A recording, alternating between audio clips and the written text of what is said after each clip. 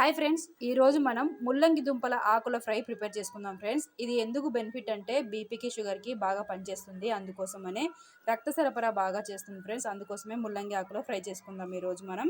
దానికి కావాల్సిన ఇంగ్రీడియంట్స్: ముల్లంగి ఆకులు, 2 వెల్లుల్లి రెబ్బలు, 1 టేబుల్ స్పూన్ జీలకర్ర, 1 టేబుల్ స్పూన్ ఆవాలు, 10 ఎండుమిర్చి. ముందుగా దీన్ని బాగా కట్ చేసుకొని క్లీన్ చేసి పక్కకు పెట్టుకోవాలి ఫ్రెండ్స్. వెల్లుల్లి వేసుకుందాం. వెల్లుల్లి వేసుకున్న తర్వాత కొంచెం మెంతులు, జీలకర్ర, ఆవాలు యాడ్ చేసుకుందాం ఫ్రెండ్స్. మెంతులు వాడడం వల్ల మోకాల గుజ్జు బాగా తొందరగా పెరుగుతుంది ఫ్రెండ్స్. అందుకోసం మెంతులు తీసుకోవడం ఎంతో మంచిది.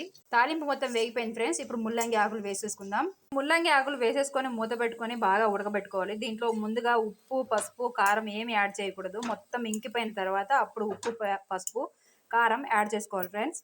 ఆకంతా మగ్గిపోయింది. ఇప్పుడు కారం యాడ్ చేసుకుందాం. ధనియా పౌడర్, ఉప్పు, కారం, పసుపు వేసుకొని కలుపుకున్న తర్వాత ఒక 5 మినిట్స్ ఉంచి ఆపేసుకోవడమే ఫ్రెండ్స్. ఎంతో మినరల్స్ ఇచ్చే ముల్లంగి కర్రీ ప్రిపేర్ అయిపోయింది.